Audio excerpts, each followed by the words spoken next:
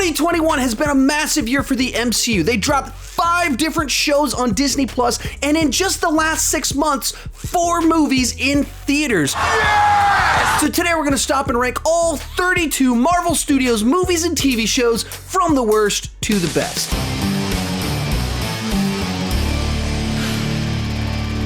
In last place, Eternals, fresh off winning Oscars for Best Picture and Director for Nomadland, Chloe Zhao brought us the most ambitious, gorgeous, and polarizing film of the entire MCU. For some people, it was this beautiful exploration of broken heroes with a rich mythology. For me, it was a movie that had too many characters, too many plot lines, and too many philosophical ideas for one movie, and it collapsed under the weight of it all. Inconceivable. If you love this movie, awesome, but... well, agree to disagree. Honestly, I'm baffled as to why they chose to tell a get the band back together story with 10 brand new lead characters that have to be introduced in a movie rather than a Disney Plus series. It's a bold strategy, Cotton. Let's see if it pays off for them. Number 31, Thor: The Dark World, easily the most mediocre film in the entire MCU. It bounces between Lord of the Rings in space and a rom-com and a soap opera and a buddy comedy without doing anything new or interesting with any of these genres. And while the plot is very simple, it's also very confusing with the way that it's told. Malekith is easily the most forgettable and boring villain in the MCU. He's not given a single defining characteristic or personality trait. Now the shots are in focus, the CGI is nice and pristine, it has a beginning, a middle, and an end, and there's plenty of star power on display. It should work, but it doesn't really. Some things should work, but do they? Kicking off the top 30, Falcon and the Winter Soldier. Now, this was one of my most anticipated Marvel projects of the year. You've got the MCU plus the buddy cop formula plus 2 likable side characters finally getting to be front and center. What could possibly go wrong? Well, apparently a lot more than I was expecting. The show is so interested in making the villains sympathetic that it forgets to make them credible and interesting threats. Add to that, there's just too many unlikely alliances and bizarre turns for characters, but we do get some sweet dance moves from Zemo. Number 29, Guardians of the Galaxy Volume 2. Now, I know a number of you love this film and are thinking, how dare you? But for me, this was one of the biggest disappointments of the entire MCU. The fresh humor of the first film now feels forced and a lot more mean-spirited. The tone hops around from Looney Tunes humor to patricide in a heartbeat. Are you not entertained? And by delaying the reveal of Ego as a villain, it means that the story doesn't have a sense of urgency or danger as you go through it. I wanted to love this film, but instead it just broke my heart. You're breaking my heart. Next up, Iron Man 2. After the wild success of the first film, Marvel Studios fast-tracked a sequel to come out in just 2 years, despite director Jon Favreau saying they needed more time to get the script right. Not a great plan. The end result is a film with a great cast, but a totally unfocused script that can't decide what direction it wants to go. The film is so overstuffed with plot lines that none of them get properly developed, and there's a surprising lack of action in this film.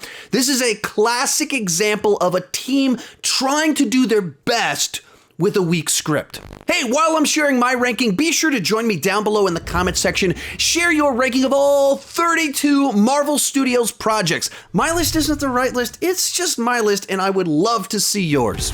Number 27, Captain Marvel, a highly uneven film that does have some entertainment value. The best parts come from seeing a young, less cynical Nick Fury in this 90s setting doing an investigation that kind of gave me some X-Files vibes.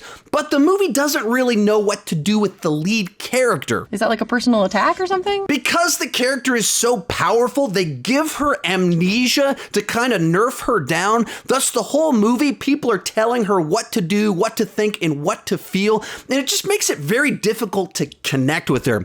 I guess it's amusing enough, and that's about the best thing I can say for it. Then we have Spider-Man Far From Home. I find this movie to be more entertaining than credible. As a high school road trip superhero movie, it's kind of amusing. Jake Gyllenhaal is a lot of fun as our fake superhero, but I think it falls apart on any sort of story level. The central premise involves Tony Stark leaving his extremely dangerous glasses to a high schooler who's been dead for 5 years without any proper training or instructions. Why? And for like the 7th time in MCU history, a villain is motivated by scorn for Tony Stark. And what exactly is Mysterio's end goal in becoming the most celebrated fake superhero on the planet? It's certainly rewatchable, but it sacrifices too much credibility to set up its narrative to be satisfying. Number 25, The Incredible Hulk. Given that Norton didn't return, the tonal differences and that a bunch of plot lines set up in this film were never continued in the rest of the MCU, this one feels a little bit like the black sheep of the franchise. And while it's not incredible, I think some of the hate that it receives is undeserved. The Hulk action is exciting and each sequence is unique and different, though the plot and storytelling are a little bit clunky, probably because the movie was largely reworked in the editing room. It's certainly not a smash, but it's not an abomination either.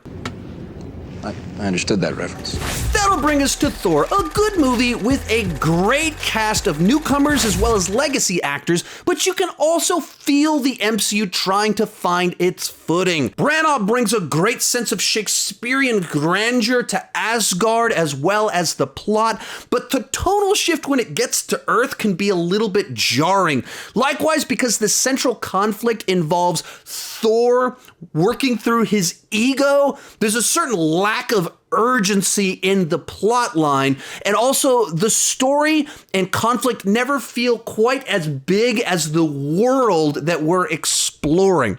It's a solid adventure, but it's also not one that makes you scream. I like it.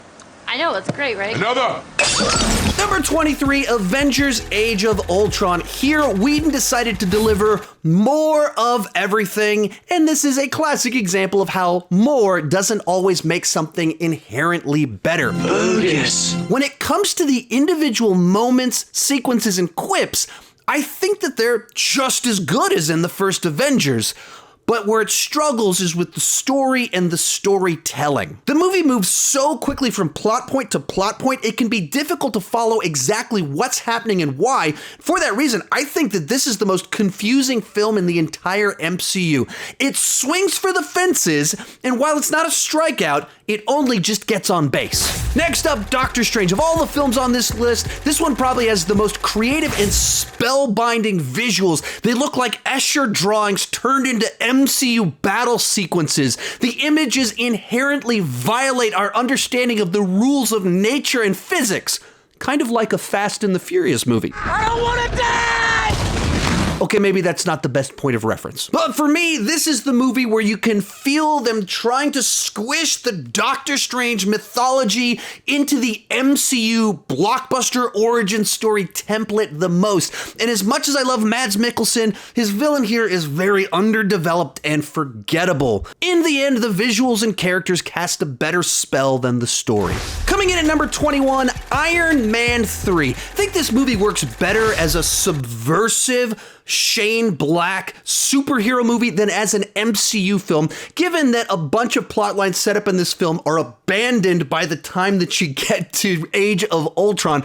Likewise, the Mandarin twist was so ill-advised that they retconned it in a later film. So I made a decision and it was wrong. It was a bad call, Ripley. Still, Shane Black's sense of humor fits Tony Stark perfectly. I love Tony's little rapport with the kid in the middle act of the film, and the action here is top-notch. If you can forgive the Mandarin twist, I think this one's a good time. WandaVision, easily the weirdest and most unique entry in the series. Somehow it manages to mix decades worth of sitcoms, The Twilight Zone, and the MCU, all while expanding the mythology and telling a compelling story about grief and loss. The middle section of this show was fantastic at building intrigue.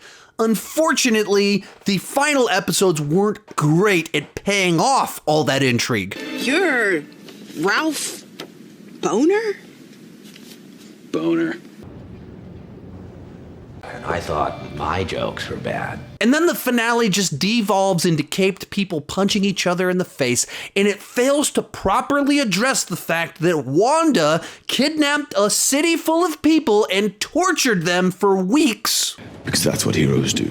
When it was good, it was great, but the resolution didn't live up to the setup. Missed it by that much. Next up, Black Widow, the long-lost Phase 3 movie that came out 5 years too late after the title character had died as the kickoff to Phase 4. Wow, that was weird. Still, it's an enjoyable spy film with stakes that are personal rather than epic and some nice themes about family. The real star here is Florence Pugh, who is absolutely irresistible and hilarious and establishes herself as the future of the MCU. This thing that you do when you whip your hair when you're fighting. It's a fighting pose. You're a total poser. Not a poser.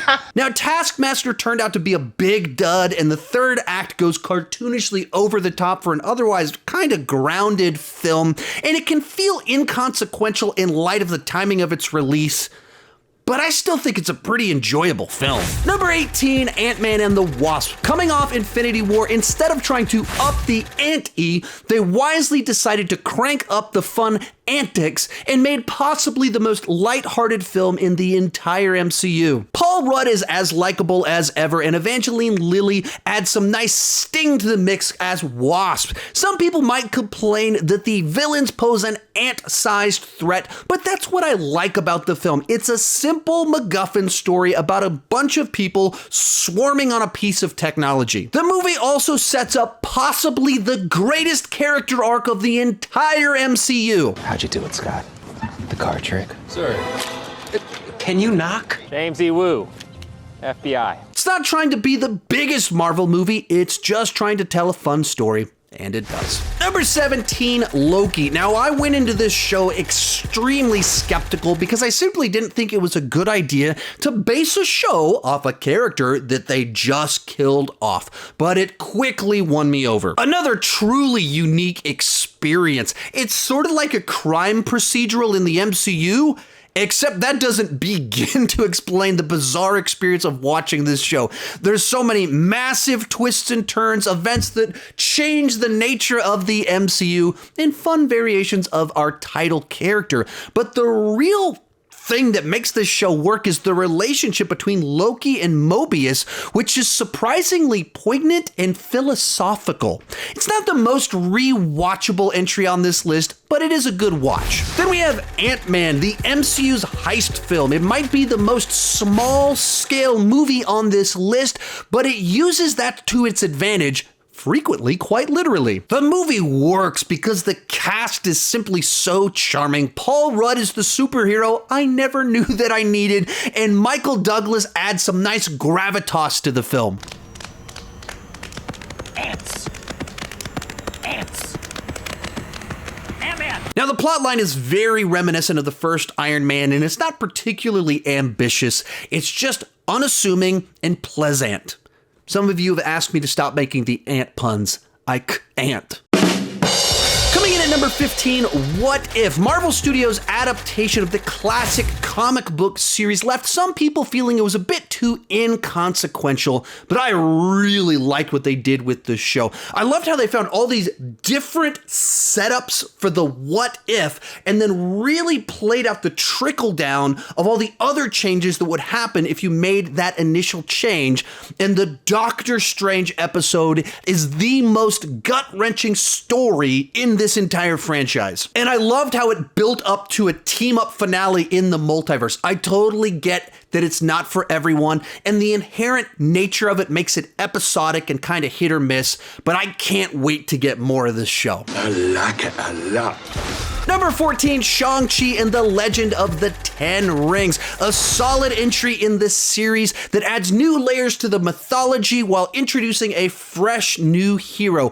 Also, it has some of the best fights in the MCU while pulling out a bunch of different styles from Asian martial arts films. But the real glue holding it together is one of the best villains of the MCU. He's misguided, he's complicated, but he's also motivated by love. Unfortunately, the movie is marred by over-reliance on spectacle, misplaced humor, and mandatory references to the rest of the MCU. It's very good, but it's not quite great. We were on the verge of greatness. We were this close. That'll bring us to Captain America, the First Avenger. Now, this is a tricky one for me because I absolutely love the first hour of this film when it tells Steve's origin story. There's this deep sense of classic values and nobility. The production design and score are top notch, and Steve himself is just inspiring through his heroism. That was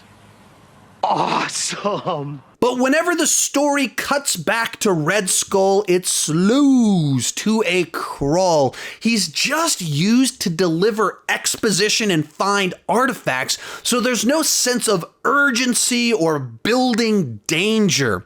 So it's a movie where I love Steve's story and the setting of it all, but the story itself is pretty uneven.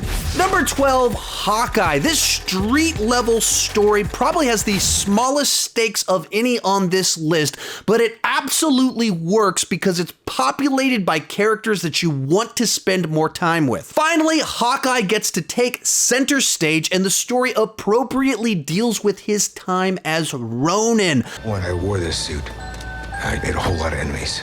But the two standouts here are Kate Bishop and Yelena, who just have an infectious charm and leave you wanting to see more from them. Honestly, my biggest complaint is that I wanted more episodes. At number 11, Thor Ragnarok. After the mediocre Dark World, Taika Waititi injected this film with a double dose of humor and energy. From the characters to the score to the color palette, everything oozes fun and vibrance. The movie also leans into Chris Hemsworth's impeccable comedic timing, and because the movie's so funny, it's easy to forget it also packs an emotional punch. Unfortunately, too often the movie cuts the dramatic tension with inappropriately placed humor, and the treatment of the Warriors 3 is just unforgivable. Oops! But at the end of the day, the movie is thoroughly entertaining. Kicking off the top 10, Black Panther. For me, this is possibly the most thematically rich film on the list.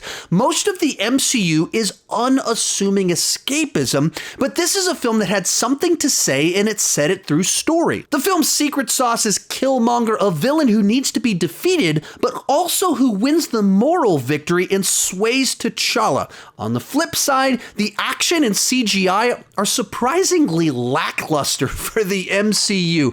Put it all together and you get one of the most mature films of the entire MCU while still having room for war rhinos and sneaker puns, which are rather punny. Number 9, Spider-Man Homecoming. After a decade of Spider-Man doing this, now take on this.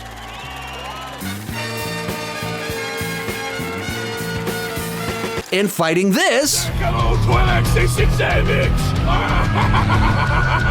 Spidey finally joins the MCU with an absolutely charming cast and lighthearted tone. One of the best things about the movie is that it does give a high schooler's perspective on the MCU and everything that's taking place, and explores the idea of a high school teenage superhero. Likewise, we get to see Stark in a fun new role as a mentor. To me, it works better as a high school superhero movie or MCU film than as a Spider-Man story because it's trying so hard to avoid everything that the the previous Spider-Man movies had done.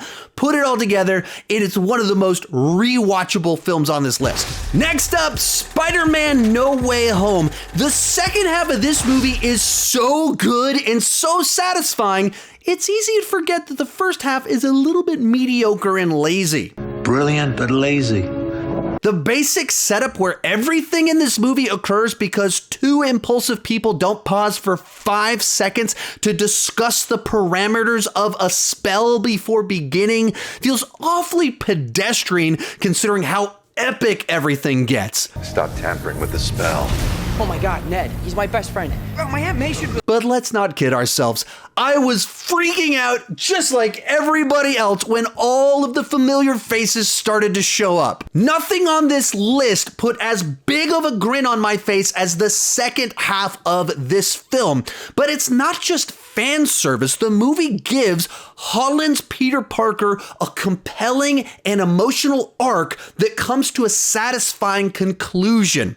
I just wish they put as much time into the setup as they did into their fantastic payoff. Coming in at number 7, Captain America: The Winter Soldier. By making this a political thriller, they show just how much diversity is in this series.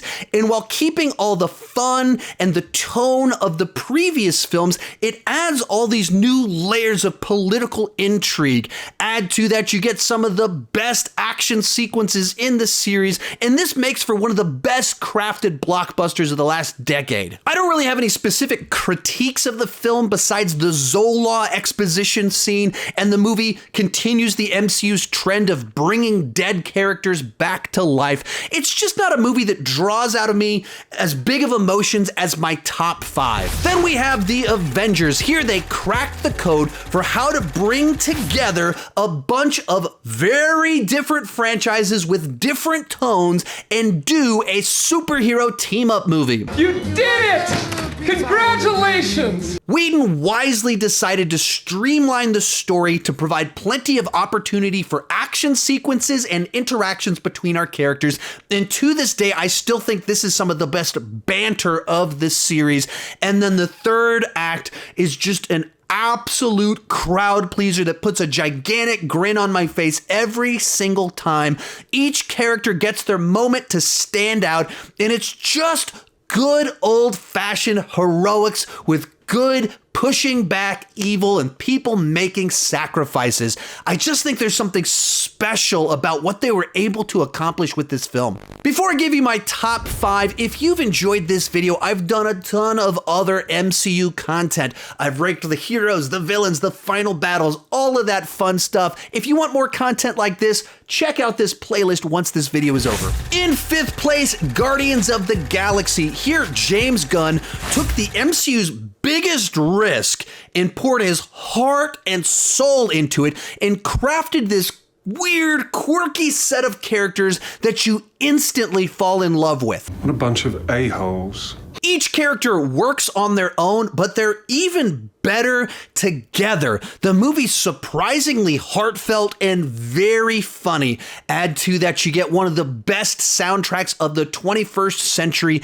and it makes for the MCU film that possibly has the most personality. To me, this is one of the most pleasant surprises I have ever had in a theater. In 4th place, Captain America: The Winter Soldier, possibly the ultimate example of the MCU's long-form, complex, interwoven storytelling, as it tells its own story while setting up Black Panther and being a direct follow-up to both Age of Ultron and The Winter Soldier. Outstanding.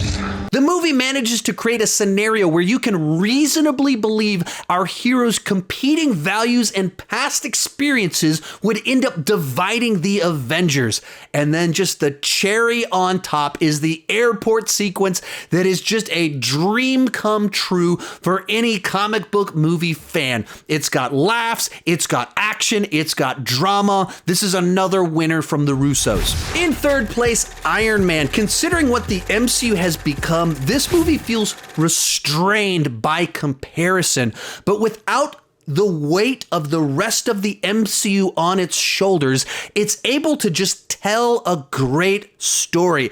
At its core is a classic hero's journey where Tony Stark goes into a literal cave, is brought back to life, which begins his redemptive journey, which is ultimately paid off in Endgame. You're gonna kill yourself, Tony. I'm not gonna be a part of it. I shouldn't be alive unless it was for a reason. I just finally know what I have to do. But the real magic here is Robert Downey Jr.'s effortless charisma and chemistry with everyone. The first film in the series is still one of the best. Our runner-up, Avengers Endgame. The conclusion to the Infinity Saga can properly be called epic. Because of where Infinity War left our characters, we're able to learn new things about each of our Avengers by exploring how each of them responds to tragedy and loss. And because this is the payoff of 3 phases of character development, the emotions and arcs feel earned.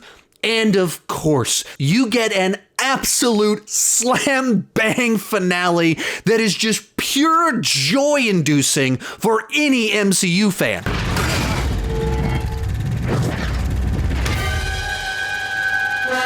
This movie was one Thorbowski in a few minutes too many away from the #1 spot. This is truly a satisfying and marvelous conclusion. But coming in at #1 is Avengers Infinity War. After 10 years of buildup and hype, this movie absolutely delivered as a blockbuster. It's got massive action sequences, tons of laughs, drama, tragedy, and a truly shocking finale.